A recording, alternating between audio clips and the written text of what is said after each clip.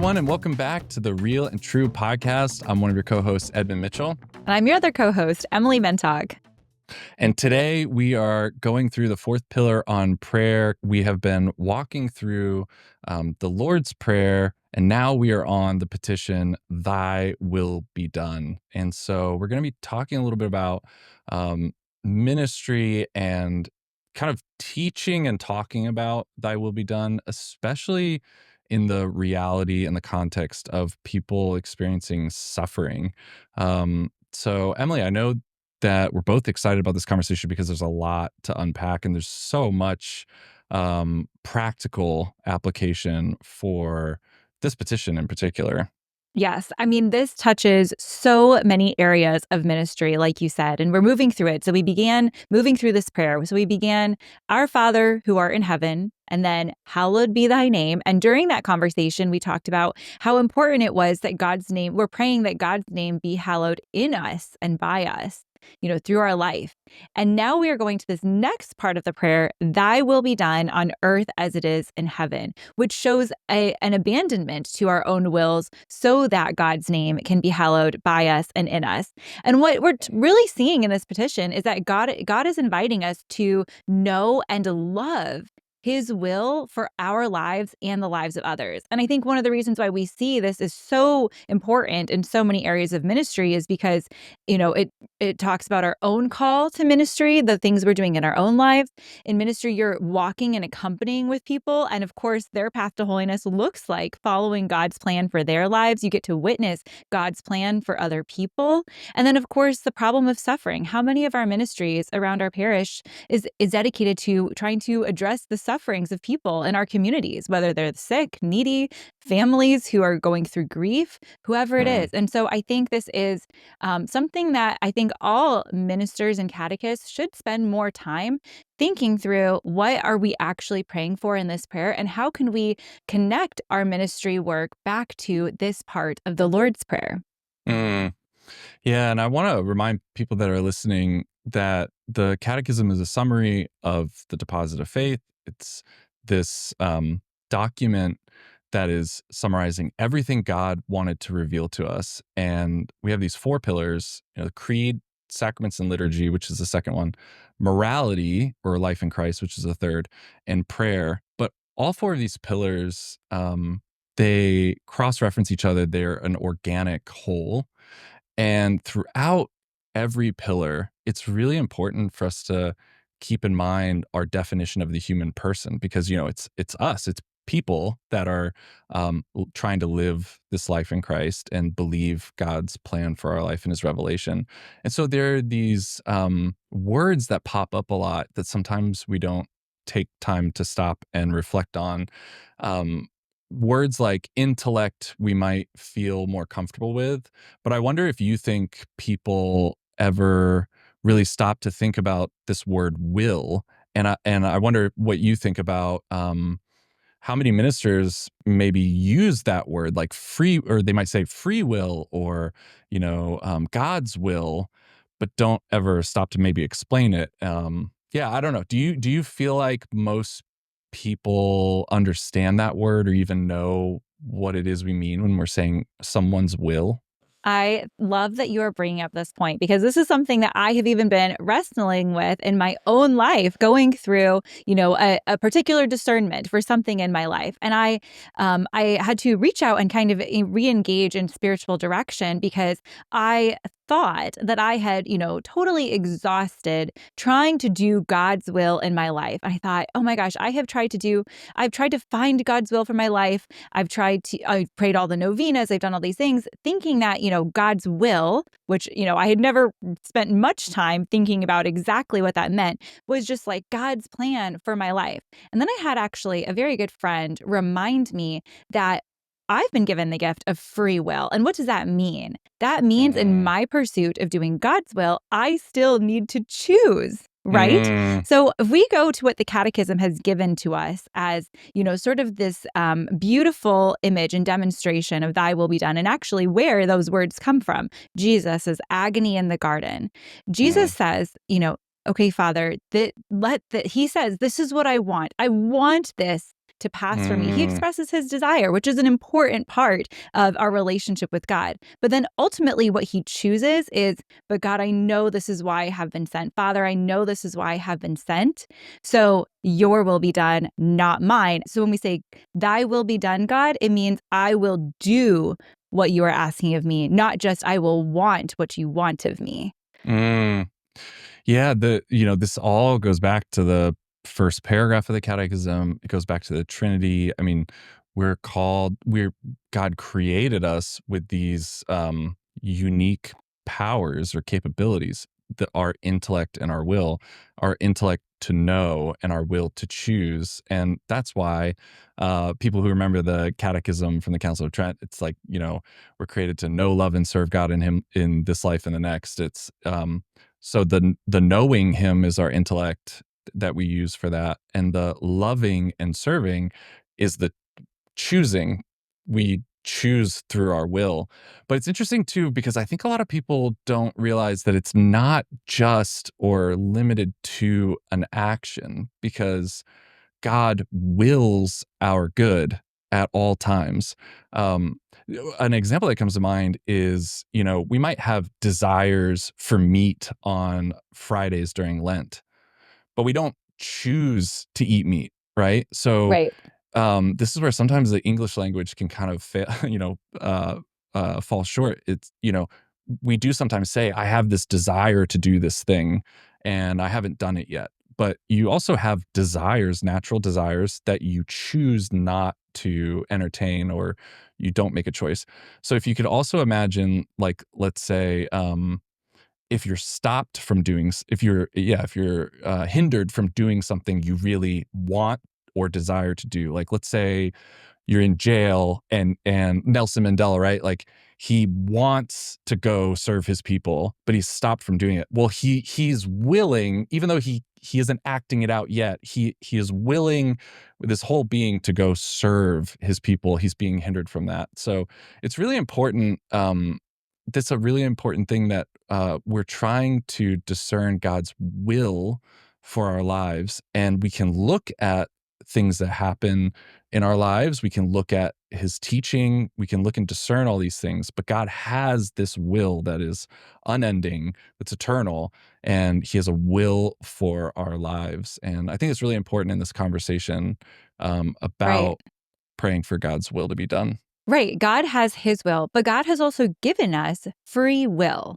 So, Hmm. God, even though he is an omnipotent God, he does not interfere with our free will here on earth. Maybe he, through grace, he might send us a sign or wonder or something like that, Hmm. but or answer us in prayer, but he gives all of us free will. So, we're going to talk in this episode about, the problem then of evil and suffering. And how does that come about in the world? Like, yes, through the disorder of the fall, but also often through our own choices when we don't choose something that aligns with God's will. So, our free will is what also brings about, good and evil into the world, as we've learned through the Lord's Prayer.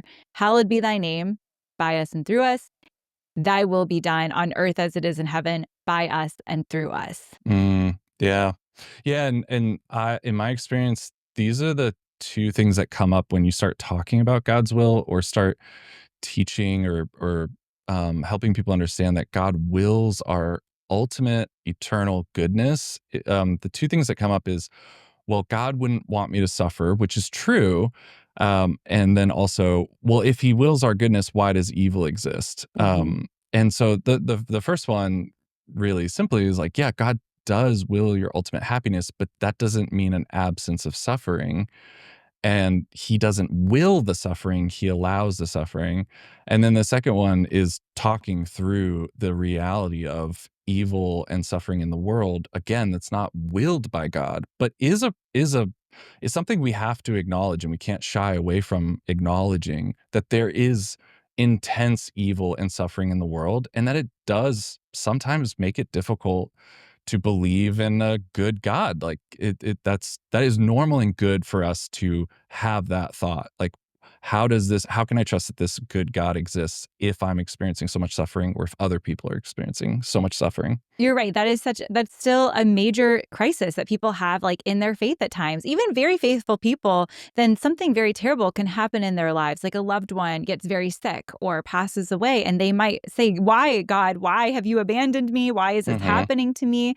There's many stories of saints, from people in the Bible, Jesus himself calling out, like, to God, his Father on the cross, asking this question. So, and I think it's something that, again, is we're very likely to encounter in ministry as we're teaching the faith. It's a natural question that people have. So, Edmund, how would you answer that question to people? They say, okay, maybe what answer also does the catechism give us for why then is there evil in the world, and how can I reconcile the evil and suffering that I see in the world or experience in my life with who God has revealed himself to be, which is fully good?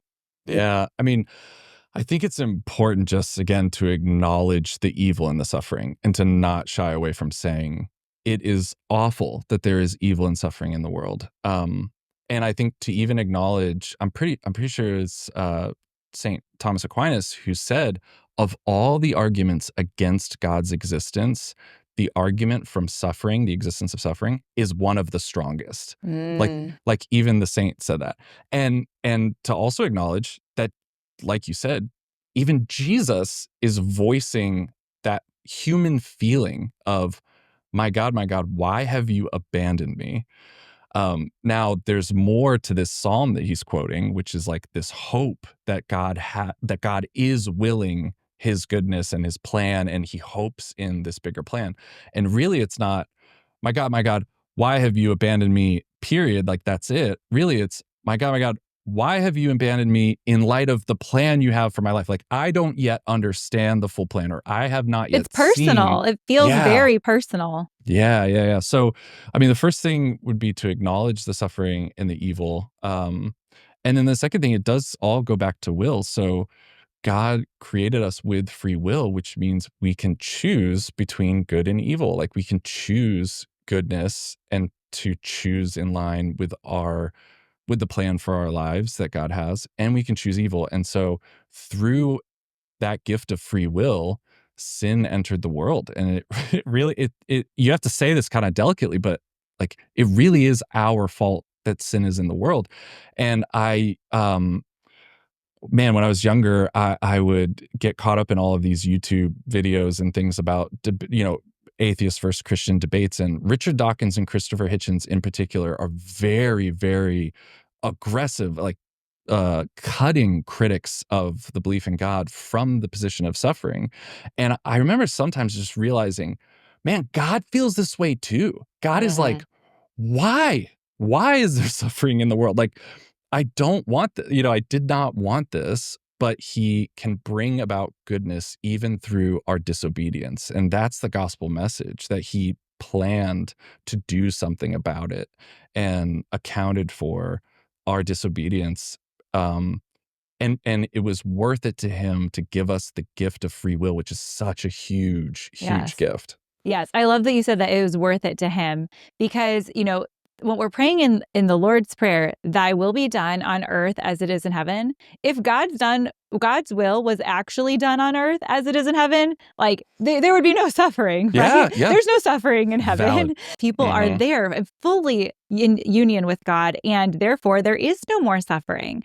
And Mhm. you no longer need hope because you're already there, fully. And so I think that when we're praying, thy will be done on earth as it is in heaven, we are praying that we bring an end to suffering in the world because there's no suffering in heaven, to have good overcome evil in the world because that's how it is in heaven. And we don't do that perfectly because we're human, but God gives us the free will to pray that, and in that prayer we're asking for the grace to do that. I do want Mm. to be able to give people, a bit of a practical answer, Yeah. right, to Yeah, yeah. this. And so I think you mentioned the catechism itself is cross referential, right? And so I think that if we're encountering this question and it's coming up for us because we're now in the pillar in prayer, let's go back to the first pillar and maybe highlight some of the quotes from the catechism relevant to this topic that, answers the question about God's providence and the scandal of evil in the world. So the catechism asks the question itself, paragraph 309. If God the Father Almighty, the creator of the ordered and good world, cares for all his creatures, why does evil exist? And to this question, as pressing as it is unavoidable and as painful as it is mysterious, no quick answer will suffice. I love the practicality of the catechism again, acknowledging no quick answer will suffice. So if you want to go back to some of these sections, starting with paragraph 309, and it goes, I think, to about, 314, maybe 5 or so paragraphs in the catechism that will give catechists and all people working in ministry trying to hand on our faith to people who are asking these valid and difficult questions, that the catechism does give us the answer to be able to still preach the gospel and the good news and help people know Jesus through the love of God and what he's revealed, while appropriately addressing this answer that naturally all humans will have. Yeah. Yeah, I love the realness of paragraph 309, where it just acknowledges, to this question, as pressing as it is unavoidable and as painful as it is mysterious, no quick answer will suffice. I mean, it's so true, because I have experienced, or I've heard from people who have felt hurt by the church. And again, it's because they felt like the evil and the suffering wasn't seen or acknowledged enough. And people used shorthand phrases that, while true, can sometimes feel Yes. dismissive. Like, Yes. well, God works in mysterious ways. And it's like, okay, like that, like you I can't once just, had a priest tell me, well, maybe that's just your cross in life, which again, like, hey, there's not I don't want to say that's like objectively untrue, but like to dismiss some suffering in my life is like, well, maybe that's just how God's going to get you to heaven. It did feel very dismissive and very discouraging to me. And I had to keep working through that and praying through that and almost kind of relearn, because it was kind of a damaging comment, relearn, that God does will our ultimate happiness, right? And yes, there will be suffering along the way. And sometimes God even, calls us to participate in that redemptive suffering that Jesus, experienced on the cross, and to unite our suffering to his suffering on the cross. But, there's no world in which God wants us to just experience the evil of the world. God doesn't want that for us. Yeah. I remember hearing someone mentioning that there was a story that was getting passed around of some type of farmer who found these young, like, baby birds in his in like some shed, and it was the middle of winter, and he was trying to coax these birds out of the shed, and the birds were just getting colder and colder, and he couldn't get these birds, like, couldn't get them towards the door to get them out of the shed. And then, it's one of these like magical fables where, there was some ability for the farmer, became a bird, and then went into the shed and led the birds out. And I remember someone mentioning and critiquing the story and saying, it's important not to it's important not to skip over the reality of the gospel and the amount of time that God spent with us in the suffering. Like that, yes, like, in a way, like, the farmer becomes a bird and then leads us out to the warmth of heaven. But Jesus became a man and stayed in there with us. And you think about, what is it? Brené Brown talks a lot about empathy and compassion. Yeah. And there's this image that was going around about the difference between sympathy and empathy. And sympathy is like you're looking down in a hole at someone who's suffering, and sympathy is being outside the hole and going, Right. "Oh, I that's think so that is a sad." Brené Brown Can thing. you explain it? Do you know what I'm talking about? I do. And I the have heard that before. Yes. I don't know Yeah, if I and could then explain it better than that, the whole. so empathy is actually getting into the hole with another person and going, "I'm here in this with you, and I'm gonna try to experience some of this with you. Like I'm going to take on this experience." And that's really what Jesus does. Like he experienced the suffering. He didn't just quick fix it. Yes, I love that. I don't know if this is relevant to our conversation, but I'm going to bring it up Okay, because it great. made me Go think for of it. this. Like what you were saying about Jesus staying with us. in that. And Mm, that is compassion, right? Like mhm, the passion together. It's mm, making me think of, I listened to a podcast recently where a therapist was, explaining about how to deal with people who are emotionally immature. And the mm, interviewer was excellent. And, saying, well, what about compassion for these people? Because she was the therapist was sort of advocating that, you cut them out of your life, right? Like just accept that this is who they are. You're never going to fix them, cut them out of your life. And then the interviewer, rightly so, I think, was saying, well, what about compassion? And the therapist didn't agree. But and she was just like, that's only how you get burned again. And I could not disagree more. I feel there's more truth in compassion because it helps you see that other person also in their suffering. Like, yes, it mm, hurts in a way because you're suffering with them, or maybe you're going to put yourself in that place of vulnerability where you might get hurt again. But that compassion is so important to the truth because otherwise you are not seeing fully what that other person is going through, and you're not experiencing fully how it's impacting you to just get out and run away and not experience that. And I think mhm. I just love that example of, Jesus came and suffered with us in the most Yeah. compassionate way. And, with that all and like sort of climaxing at his actual passion. We're recording this during Holy Week. And so we're preparing to enter into Christ's passion with him. I love that co-passion, like Yeah. co-passion with someone and to like be in the passion with someone. And again, I know this sometimes sounds like our generations are so obsessed with therapy, but a lot of this comes down to a lot of yeah, best practices and things that people talk about a lot in these therapy conversations. Like one of the things often to bring it back to ministry, I think the reason why people give short answers is because they're afraid if they let Mm, themselves fully experience they're afraid if they take on some of the emotion this other person takes or is experiencing, that their faith would be rocked. And so it's mm. this fear of if I let myself feel how you're feeling, I might not still believe in God as well. Like, Right. If I and face the problem, will I yeah, also have this question or yeah. crisis? Yeah. Yeah, and so that I think in so much of this, I'd put in the notes, this was really moving for me, looking up the therapist Carl Rogers, and there are Mm, some YouTube videos you can find. I don't know if we mentioned this on the podcast before, but he's, doing therapy with people. And then another example of what I'm about to bring up is, there's a Showtime therapy show. It's like couples therapy, and there's this phenomenal therapist who just is very kind and compassionate and listens really well. But both of them have what Carl Rogers calls unconditional positive regard. And it's this idea that unconditionally, I'm going to have positive regard for this person no matter what they disclose, no matter what they mm, say. So, meaning like, I'm not going to be threatened by allowing myself to feel or understand what this person's feeling. So even if it seems wild to us, even if it seems like something we would never, even if it is objectively immoral and wrong, we can still there's still a way for us to not be threatened by mm. placing ourselves in a position of, hey, for you, this feels this way. And we can get to the moral things later. But right now, I want you to feel like I understand that you feel this way, you know? And Yes. I think that's so helpful even in ministry. There's been many times where that's helped me a lot.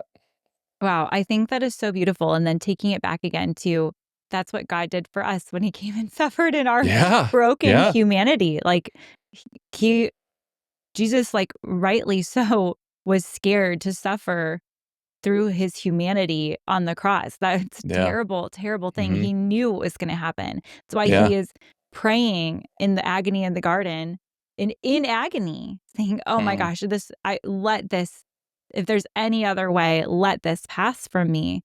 Um, but still overcame that by ultimately choosing and trusting in God, Mm. that this would be the ultimate good, and was willing Mm. to take on all of that suffering. So I Yeah. think that the catechism gives a beautiful quote for this. Paragraph 28-25, it says, although he was a son, Jesus learned obedience through what he suffered. How much more reason have we sinful creatures to learn obedience, we who in him have become children of adoption? We ask our Father to unite our will to his Son's in order to fulfill his will, his plan of salvation for the life of the world. We are radically incapable of this. Again, the catechism keeps it so real. We are radically incapable of this. But united with Jesus and with the power of his Holy Spirit, we can surrender our will to him and decide to choose what his Son has always chosen, to do what is pleasing to the Father. Like that, I just think that is so powerful, where we, in the face of suffering in our own lives, in the face of suffering in the world, and seeing other people suffer in front of us, we can unite our will to God's will. And why do we want to do that? Because we trust that God's plan, it will bring about our salvation. God's will and plan for our lives is for us to be in heaven with him. Jesus trusted in that through the agony in the garden, and then there was victory over sin and death. Have you seen the movie The Adjustment Bureau with Matt Damon? I have not seen that movie. So it's with Matt Damon and I forget the female lead. Oh, Emily Blunt.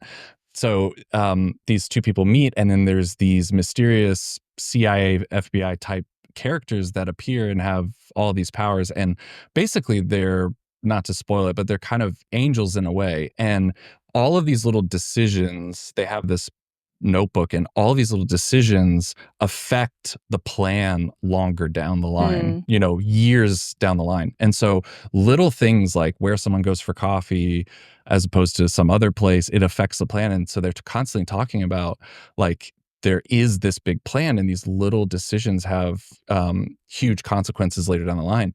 I walked away from that movie being reminded that so often I think I understand all of the plan. And that we have to remember and stay humble that God's plan is not just in a trite way, big and mysterious. It's no, actually, God's plan is huge. We can't fully understand God's plan for our lives until we're in heaven. So that is the mystery part. Yes. The same way we will never fully comprehend the Trinity, we will never fully understand God's plan for our lives during our time on earth.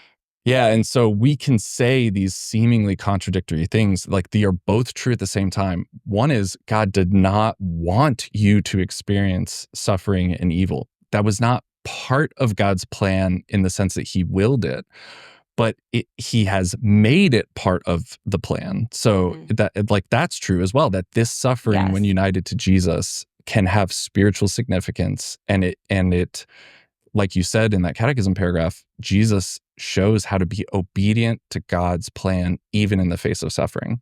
Yes, I love that. And so that gives us another paragraph, 306, where we're talking about how we have been invited into this participation. It says, God is the sovereign master of his plan, right? He's the only one who knows that. But to carry it out, he also makes use of his creatures' cooperation. This use is not a sign of weakness on God's part, but rather a token of Almighty God's greatness and goodness. For God grants his creatures not only their existence, but also the dignity of acting on their own, of being causes and principles for each other, and thus cooperating in the accomplishment of his plan. So for me, this takes me back to what I was saying earlier in this process of discernment. I sort of had to relearn my own choice and cooperation. So I thought that I was, totally abandoning myself to God's will by saying, okay, God, I'm detaching from all the things. I don't want anything. You just tell me and then I'll go do it. Right. And then I had to be reminded that no, actually, God doesn't want me to be a passive receiver. He wants me to be a receiver of his grace, but an active one, right? He wants my active participation and cooperation in the plan. So actually, the gift of my free will is to then try and actively choose God's will and God's plan for my life. Yeah, I love the last phrasing, or the last sentence in that paragraph, cooperating in the accomplishment of his plan. Yes. Because I think we might read this and think there's two extremes. We can be on one extreme where we say, well, these decisions are too small to matter. God isn't interested in, me what I choose in these small decisions. And then on the other hand, we could be paralyzed by the thought of we have to cooperate in God's plan. There's two options. I better choose the one that accomplishes his plan. But the reality is God's plan will get accomplished. Like you can't choose anything. Well, you can choose to separate yourself from God, but God's plan for your life will be accomplished. And we can pray to cooperate better in that plan, but we have to find a balance between, well, this decision is too small, and then the opposite where you're frozen in fear and can't make a decision. Should I get married or should I join a convent? Like, like I have to pick the ultimate, this I have to have such a clear sign from God, and you get frozen and don't use your free will. Yes. One thing that I was hearing from my spiritual director and going through this process is that, God probably isn't going to give me a sign with a voice that comes down from heaven and says, do this, right? As Yeah. much as I was like ready for that because I was struggling with this so much, that's Yeah. not what's going to happen. He for many years was the rector of a seminary. And so he talked about, some of the guys who were going through that example that you just mentioned. Should I be a priest? Should I enter religious life, or should I get married? And they were paralyzed by that decision because they'd been in seminary for many years, and but they hadn't found peace with it. And maybe they were waiting for God to come and like tell them or send a girl into their life that made it obvious that they were called to marriage. But instead, they just weren't finding peace. And he was passing on to me, some like spiritual direction, some counseling that he gave to them of, maybe you won't find that peace until you're cooperating with God's Mm, will. Now, God might mm, not choose for you, but don't think for one second that you won't have signs along the way through peace and joy and fulfillment and other good things happening in your life that you are cooperating and doing the right thing. And there also might be times, and we are called to as disciples, especially those who are, leading or forming others, to be attentive to the things where maybe we don't have peace or we feel unsettled. And if something's coming up again, is that a sign that I maybe am not cooperating with God's plan for my life? And there's ways to do this better. So I think that active part of the relationship and cooperating is so important. But you're right, like don't be afraid that you only can make the right decision, because even when you make the wrong ones, God is always calling us back to his mm, plan as mhm. well. Yeah, I love that advice. It's like saying, instead of focusing on these two ultimate decisions, can you start taking steps towards a decision and then asking yourself, is peace coming as I take steps towards a Yes. decision to become a priest or to get married to someone? There's these little steps. I love that. Maybe we could start. I want to maybe give some more practical advice for ministry, and maybe even if there's any situations or stories that come up. But yeah, maybe we could talk a little bit about more about this. Which of these practical tips or any others do you feel Yeah. like would be the most helpful? One practical suggestion that I really love, as we were preparing the show notes, or the run of show for this podcast recording, is the Stations of the Cross. Now, maybe again, we're in Lent, we're in Holy Week, so maybe this is just front of mind for me. But especially as I think we have a natural inclination to be averse to suffering. That's a good human survival Hmm. instinct. We don't Hmm. have to. God doesn't will our suffering. We don't need to will our suffering either, but Hmm. it's going to happen in our lives. So, one way that I think is so practical and applicable to any age group, to help them understand what is it like to suffer with Jesus and unite our suffering to Jesus, the Stations of the Cross, or the sorrowful mysteries of the Rosary, or understanding more about the lives of the martyrs or other saints who suffered but still found holiness in that, I think helps us practice getting through our own suffering. The same way we also need to have examples of people who are living joyfully for the Lord, because Hmm. suffering will happen in our own lives. I think finding, especially through those three things, Stations of the Cross, sorrowful mysteries, and the lives of the martyrs, is a great way to teach uniting our suffering to Jesus, or to people who have lived in his name and suffered in his name. Yeah. Yeah, and I'm also just thinking back on my experience of ministry, and there's been so many times where I think the way sometimes this comes up is either someone asks a question while you're teaching on this topic, Or often what will happen is someone stays afterwards, after everyone's gone, and asks to speak to you, or you get a phone call later, or someone wants to share something. And often, especially when this first started happening, it was a little disorienting. So I understand that sometimes it could be hard to suddenly be hearing someone's whole life story or just horrible situations they've been in.